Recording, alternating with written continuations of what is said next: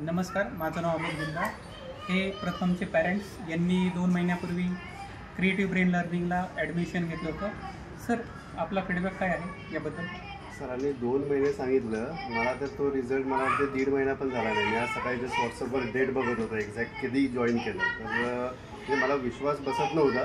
तर ती डेट बघितल्यावर ॲटलीस्ट मला वाटतं 10 ऑक्टोबरला काही समथिंग मी जॉईन केलं होतं। 10 ऑक्टोबर आणि आता 23 ओके, म्हणजे मला वाटते 6 ते 7 सेशन्समध्ये मी एवढं बघितलं। मी जस्ट नॉमिनल टाकायचं म्हणून त्याला म्हटलं जॉईन करूया क्लास, पण त्यांनी जो दिसलं मला की बाबा त्यामध्ये इम्प्रूव्हमेंट, की बाबा ते जे आयडेंटिफाय करणं, कलर आयडेंटिफाय करणं, ओके, नंतर बाकीचे स्केच पेन्स आणि काय आहे ते ब्लाइंडमध्ये, ते आम्ही आयुष्यामध्ये विचार पण केला नव्हता। म्हणजे हा जो एक्सपिरियन्स होता आउट ऑफ द बॉक्स होता पूर्ण, ओके। तर म्हणजे अमेझिंग। आणि त्याच्यामध्ये जो बाकीचा जो आमचा मेन फोकस होता त्यामध्ये कॉन्सन्ट्रेशन असावं स्टडीमध्ये, ओके। आणि आता तसं आम्हाला दिसून पण येते की बाबा या बाकीच्या गोष्टी शिकता शिकता ते त्याचं कॉन्सन्ट्रेशन वाढलेलं आहे।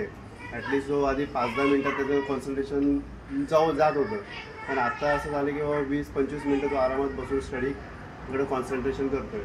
तर मॅडम आणि सरांकडून जे सपोर्ट मिळाला आम्हाला तो बेस्ट मिळाला आहे सपोर्ट। आम्ही कधी व्हिडिओ जरी पाठवला तर मॅडमचा लगेच Sarika madam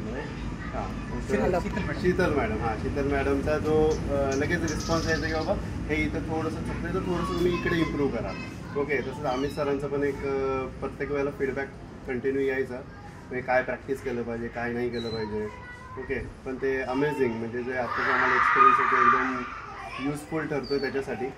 so thank you so much sir, जो तुमचा सपोर्ट मिळालेला आहे। Still we need to continue speed reading. Yes. मग आता पुढचंही आमचं चाललं की बाबा अजून याच्यावर अजून कसं एनहान्स करता येईल त्याच्या स्किल्समध्ये, तर आता आम्ही सरांशी तेच डिस्कस करून आता चाललं आहे। थँक्यू।